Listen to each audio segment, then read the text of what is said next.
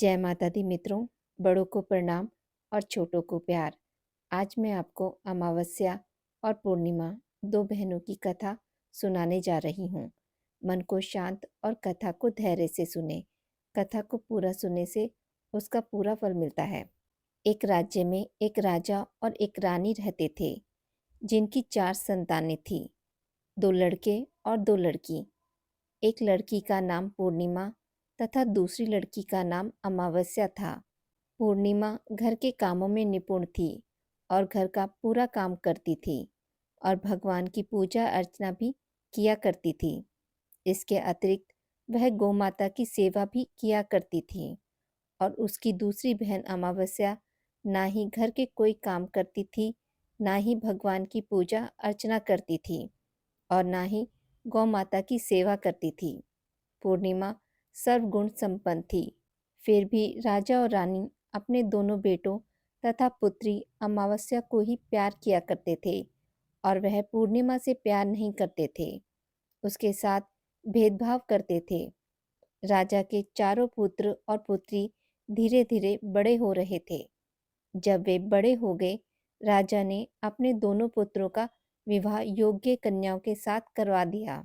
इसके बाद रानी ने राजा से कहा कि अब दोनों पुत्री विवाह योग्य हो गई हैं और इन दोनों का विवाह भी करवा दो, लेकिन पुत्री अमावस्या का विवाह किसी बड़े खानदान में कराना और पूर्णिमा का विवाह किसी गरीब परिवार में कराना, क्योंकि पूर्णिमा को केवल भगवान की पूजा पाठ करना पसंद है और गाय माता की सेवा करना पसंद है। अब रानी ने राजा को दोनों पुत्रियों का रिश्ता तय करने के लिए भेज दिया। राजा ने अपने पड़ोसी राज्य में जाकर वहां के राजा के पुत्र से अमावस्या का रिश्ता तय कर दिया और वहीं पास के गांव में जाकर एक गरीब परिवार के लड़के से पुत्री पूर्णिमा का रिश्ता भी तय कर दिया। यह सारी बात जाकर राजा ने अपनी रानी को बताई तो रानी यह सोचने लगी कि अब देखते हैं कि भगवान किसकी मदद कैसे करते हैं। यह बहुत ही पूजा पाठ करती है और भगवान में मगन रहती है। पूर्णिमा का भाई और उसकी भाभी पूर्णिमा से बहुत प्यार करते हैं, क्योंकि पूर्णिमा उनके घर के कामों में उनका साथ देती है और कामों में उनका हाथ बटाती है। और यहीं उनकी दूसरी बहन अमावस्या उन पर रोब जताती है और घर का कोई कार्य नहीं करती। कुछ समय बीत जाने के बाद दोनों पुत्रियों का विवाह संपन्न हो जाता है। राजा और रानी विवाह के बाद अपनी दोनों पुत्रियों की विदाई देते हैं। विदाई देते समय राजा और रानी अपनी पुत्री अमावस्या को बहुत सारा धन और दौलत देकर विदा करते हैं और पूर्णिमा को कुछ भी नहीं देते, खाली हाथ अपने घर से विदा करते हैं। इसके बाद दोनों बहनें अपने अपने ससुराल को चली जाती हैं। कुछ दिन बीत जाते हैं और एक दिन अमावस्या अपने घर पर शिवजी की कथा रखती है, जिसमें वह सभी गांव वालों को निमंत्रण देती है और अपनी बहन पूर्णिमा को नहीं बुलाती। जब गांव की सभी औरतें अमावस्या के यहाँ जाती हैं तो यह सब दृश्य पूर्णिमा अपने घर के दरवाजे के बाहर बैठकर देख रही होती है। तब वहां से गुजर रही औरतें पूर्णिमा से कहती हैं कि तुम्हारी बहन के यहाँ शिव जी की कथा रखी है, क्या तुम नहीं चलोगी? पूर्णिमा ने कहा, मुझे निमंत्रण नहीं आया है, मैं नहीं जा सकती। सभी गांव की औरतों ने पूर्णिमा से कहा, बुलाया नहीं तो क्या नहीं जाओगी? भगवान शिव की कथा है, तुम हमारे साथ चलो। गांव की सभी औरतों की बात मानकर पूर्णिमा भी उनके साथ भगवान शिव की कथा में अमावस्या के घर चली जाती है। जब अमावस्या की नज़र पूर्णिमा पर पड़ती है तो वह कहती है कि तुम यहाँ कैसे चली आई? मैंने तो तुम्हें बुलाया नहीं था। खैर कोई बात नहीं, अब तुम आ ही गई हो तो चुपचाप बैठी रहना। और यह कहते हुए अमावस्या ने पूर्णिमा की गरीबी का भी मजाक उड़ाया। पूर्णिमा की आंखों में आंसू आ गए और रोते रोते मन ही मन में पूर्णिमा भगवान शिव से विनती करती है, हे भगवान, क्या पूजा पाठ करना गलत है? गौ माता की सेवा करना गलत है? आखिर मेरी गलती क्या है? आप मुझ पर अपनी कृपा दृष्टि कब बनाएंगे? पूर्णिमा बार बार भगवान शिव से यही कहती रहती। इतने में शिव कथा पूरी हो जाती है और अमावस्या भगवान का प्रसाद बांटने लगती है। वह सभी लोगों को प्रसाद देती है, लेकिन पूर्णिमा को वह प्रसाद नहीं देती। पूर्णिमा बिना प्रसाद के ही अपने घर लौट जाती है। रास्ते में वह यह सोचते हुए चलती है कि यदि बच्चे उससे कथा का प्रसाद मांगेंगे तो वह उन्हें क्या जवाब देगी। उसने सोचा कि वह अपने मायके अपने भाई भौजाई के यहाँ जाएगी और वहाँ जाते हुए वहाँ से बच्चों के लिए कुछ लेकर जाएगी। ऐसा सोचते हुए वह अपने घर वापस लौट आई। घर वापस लौटकर आने के बाद वह अपने पति और बच्चों से कहती है कि वह अपने मायके जा रही है। पति ने कहा ठीक है, और कुछ समय के बाद पूर्णिमा अपने मायके के लिए रवाना हो गई। चलते चलते रास्ते में एक चबूतरा आया जिस पर तुलसी का पौधा लगा था। उस चबूतरे पर एक बूढ़ी अम्मा बैठी हुई थी। वह कोई और नहीं, साक्षात तुलसी माता थी। उस बूढ़ी माँ ने पूर्णिमा से कहा, बिटिया तुम कौन हो और कहाँ जा रही हो। पूर्णिमा अपना परिचय देती है। परिचय देने के बाद बूढ़ी औरत ने पूर्णिमा से कहा कि यह तुलसी का पौधा सूख रहा है, इसमें थोड़ा सा पानी डाल दो और इस चबूतरे की सफाई कर दो, जिससे मुझे थोड़ी ठंडक मिलेगी। पूर्णिमा ने कहा, ठीक है माँ, मैं तुलसी में पानी डाल देती हूँ और यहाँ की साफ सफाई भी कर देती हूँ। पूर्णिमा ने साफ सफाई करने के बाद बूढ़ी अम्मा को भी नहला दिया और बूढ़ी अम्मा की भी सेवा की। उनके पैर दबाए और बूढ़ी अम्मा से कहा कि माँ जी, और बताइए मैं आपकी क्या सेवा करूँ, और कोई काम है तो बता दीजिए, मैं कर दूंगी। बूढ़ी अम्मा ने कहा, कुछ नहीं, अब तुम जाओ और वापस आते समय मुझसे मिलते हुए जाना। पूर्णिमा ने बूढ़ी अम्मा से कहा, ठीक है माँ जी, मैं जाती हूँ। वापस आते वक्त आपसे मिलते हुए जाऊंगी।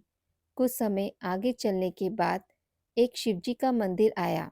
वहां पर उसे एक बूढ़े बाबा मिले जो मंदिर के बाहर बैठे हुए थे। वह कोई और नहीं, साक्षात भोले बाबा थे। उन्होंने पूर्णिमा से कहा कि कहाँ जा रही हो बेटी, तुम कौन हो। तब पूर्णिमा ने अपना परिचय दिया। उस बूढ़े बाबा ने पूर्णिमा से कहा, इस चबूतरे की और इस मंदिर की साफ सफाई कर दो। तब पूर्णिमा ने मंदिर की और चबूतरे की साफ सफाई कर दी और साफ सफाई और पूजा अर्चना के बाद उन्होंने बूढ़े बाबा को भी नहला दिया और उनसे कहा कि बाबा, और कोई काम हो तो बताइए। तब बूढ़े बाबा ने कहा, नहीं बेटी, अब तुम जाओ और वापस आते वक्त मुझसे मिलते हुए जाना। पूर्णिमा ने कहा, ठीक है बाबा, मैं जाती हूँ। वापस आते हुए आपसे मिलते हुए जाऊंगी। आगे चलते चलते कुछ दूर चलने के बाद पूर्णिमा को काली माता का मंदिर दिखा। वहां भी एक बूढ़ी अम्मा चबूतरे पर बैठी हुई थी। उस बूढ़ी औरत ने भी पूर्णिमा से कहा कि बेटी तुम कौन हो, कहाँ जा रही हो। तब पूर्णिमा ने उस बूढ़ी औरत को भी अपना परिचय दिया। बूढ़ी औरत ने पूर्णिमा से कहा कि यहाँ पर सभी पूजा पाठ करने के लिए आते हैं, लेकिन मंदिर की साफ सफाई करने के लिए कोई नहीं आता, इसलिए तुम मंदिर की और चबूतरे की साफ सफाई कर दो। पूर्णिमा ने कहा, ठीक है माँ। और पूर्णिमा मंदिर की और चबूतरे की साफ सफाई कर देती है और पूजा पाठ भी करती है और माता जी का श्रृंगार कर देती है और उस बूढ़ी अम्मा को भी नहला देती है और बूढ़ी अम्मा के पैर दबाती है और कहती है कि सभी काम हो गए हैं माँ जी, और कोई काम हो तो बताइए। बूढ़ी अम्मा कहती है कि नहीं बेटी, अब तुम जाओ, लेकिन वापस आते वक्त मुझसे मिलते हुए जाना। पूर्णिमा कहती है ठीक है, और वह आगे चली जाती है।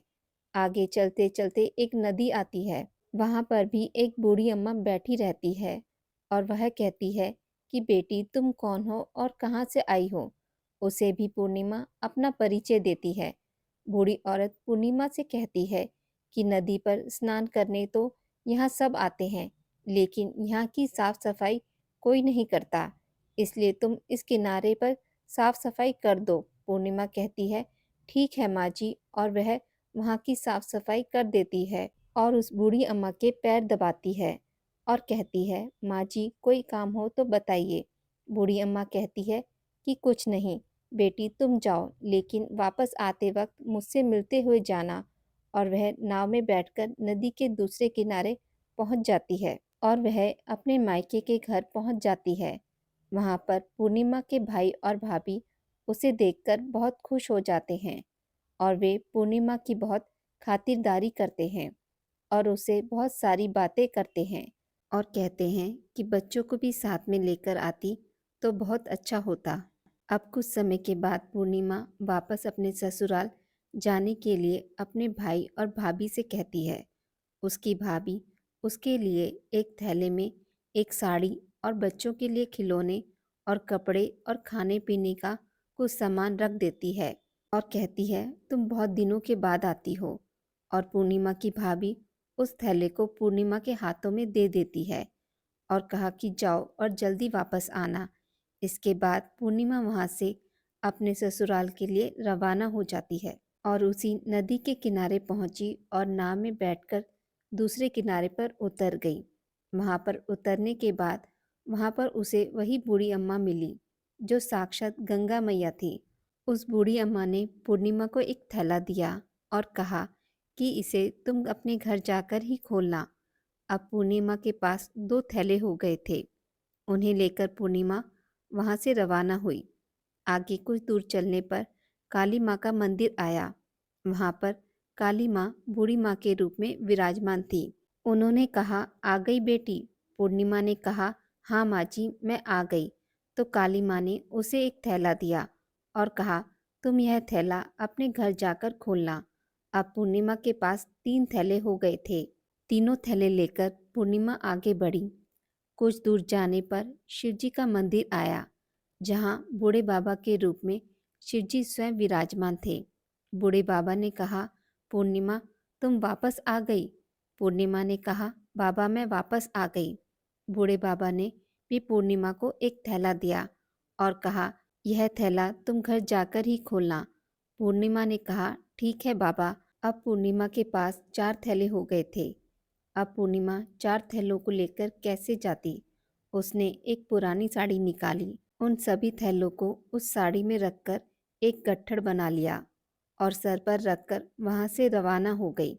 कुछ दूर जाने के बाद तुलसी माँ बूढ़ी औरत के रूप में मिलती हैं और कहती हैं पूर्णिमा तुम आ गई। पूर्णिमा कहती है हाँ माँ जी मैं आ गई। वह बूढ़ी औरत भी उसे एक थैला देती है और कहती है कि यह थैला तू अपने घर जाकर ही खोलना। पूर्णिमा कहती है ठीक है माँ जी। अब पूर्णिमा के पास पांच थैले हो गए थे। पूर्णिमा वहां से रवाना हुई तो वापस अपने घर पहुंच गई। पूर्णिमा ने थैलों को नीचे रखा और सबसे पहले अपने मायके के थैले को खोलकर देखने लगी। उसमें बच्चों के लिए अच्छे अच्छे कपड़े और खाने पीने की चीज़ें थी और उसमें कुछ गहने भी थे। पूर्णिमा ने कपड़े अपने बच्चों को दे दिए और खाने पीने की चीज़ें भी बच्चों को दे दी। बच्चे यह सब पाकर बहुत खुश थे। अब पूर्णिमा ने दूसरा थैला खोला जो उसे गंगा मैया ने दिया था। उसमें ढेर सारे हीरे जवाहरात सोना चांदी आदि था। इसके बाद अब पूर्णिमा ने तीसरा थैला खोला जो कि उसे काली माँ ने दिया था। उसमें बहुत सारा सोना श्रृंगार का सामान भरा हुआ था। इसके बाद पूर्णिमा ने चौथा थैला खोला जो उसे भगवान शिव ने दिया था। उसमें बहुत सारा धन संपत्ति भरा हुआ था और बहुत सारी खुशियाँ भरी हुई थी। इसके बाद पूर्णिमा ने पांचवा थैला खोला जो उसे तुलसी मैया ने दिया था। उसमें चावल दाल और 7 प्रकार की खाने की चीज़ों से भरा हुआ था। अब पूर्णिमा के घर में किसी भी चीज़ की कमी नहीं थी। उसका घर धन धान्य से भरा हुआ था और परिपूर्ण था। अब पूर्णिमा उसका परिवार सुख से जीवन व्यतीत करने लगा। अब पूर्णिमा के मन में विचार आया कि क्यों ना शिव जी की कथा कराई जाए और शिव जी की कथा में एक कार्यक्रम रखा। पूर्णिमा ने गांव के सभी लोगों को निमंत्रण दिया और घर घर जाकर सभी लोगों को बुलाया। पूर्णिमा अपनी बहन अमावस्या के घर भी गई और अमावस्या को भी शिव जी की कथा के लिए उसने अपने घर पर बुलाया। जब अमावस्या पूर्णिमा के घर शिवजी की कथा में आई तो उसने देखा कि पूर्णिमा के घर में किसी भी चीज़ की कोई कमी नहीं है। इतना सारा धन दौलत देखकर अमावस्या आश्चर्यचकित हो गई। उसने पूर्णिमा से कहा कि तुम्हारे घर में इतनी धन दौलत कहाँ से आई। पूर्णिमा ने कहा, देखो बहन, तुमने शिव जी की कथा में मुझे नहीं बुलाया था, फिर भी मैं चली आई और तुमने मुझे प्रसाद तक नहीं दिया और मेरी गरीबी का भी मजाक उड़ाया। इसके बाद मैं अपने घर आ गई। घर आते हुए मन ही मन में सोच रही थी कि अपने मैके जाऊंगी, और मैं अपने मैके चली गई। और जो कुछ घटना इस बीच हुई वह सभी घटना अपनी बहन अमावस्या को बता देती है। तो अमावस्या कहती है कि तुम भी मुझे प्रसाद मत दो और मुझे डांट लो। लेकिन पूर्णिमा ने कहा कि यह तो भगवान का प्रसाद है, मैं तो सबको दूंगी और तुम्हें भी दूंगी। फिर भी अमावस्या ने प्रसाद नहीं लिया और वह सीधे अपने घर चली गई। घर जाकर अपने बच्चों से कहकर वहां से अपने मायके जाने के लिए तैयार हो गई और मायके के लिए निकल गई। उसे भी रास्ते में चलते चलते तुलसी माँ मिली, जो चबूतरे पर बूढ़ी माँ के रूप में बैठी हुई थी। बूढ़ी माँ ने अमावस्या से कहा कि बेटी, कौन हो तुम और कहाँ जा रही हो। अमावस्या ने अपना परिचय दिया। बूढ़ी माँ ने कहा, बेटी, यह तुलसी का पौधा सूख रहा है, इसमें थोड़ा पानी डाल दो और इस चबूतरे की साफ सफाई कर दो। इस पर अमावस्या ने कहा, बुढ़िया, तुझे दिखाई नहीं दे रहा कि मैंने इतनी महंगी साड़ी पहन रखी है, यह गंदी हो जाएगी। ऐसा कहकर वह वहां से चली गई। आगे जाने पर उसे भगवान शिव मिले। उन्हें भी उसने ऐसा ही कहा। उसके बाद आगे जाने पर उसे काली माँ मिली। उन्हें भी उसने यही सारी बातें कही। आगे जाने पर उसे गंगा माँ मिली। उन्हें भी उसने यही सब कहा और आगे चली गई। इसके बाद अमावस्या जब नाव में बैठने लगी तो उसकी नाव में फूलों की जगह कांटे भरे थे, जो उसके पैरों में चुभ रहे थे। किनारे पर उतरकर वह अपने मायके चली गई। जब वहां उसे उसकी भाभीियों ने तथा भाइयों ने देखा तो मन ही मन कहने लगे कि काम की ना काज की, 2.5 मन अनाज की। आ ही गई है तो ठीक है। पूर्णिमा तो हमारे कामों में हाथ बटाती थी, यह तो कोई काम करेगी नहीं। अब उन्होंने खाना बनाया और खा पीकर सो गए। अमावस्या जब सुबह उठी और अपनी भाभीियों से कहा कि मैं अपने ससुराल जा रही हूँ।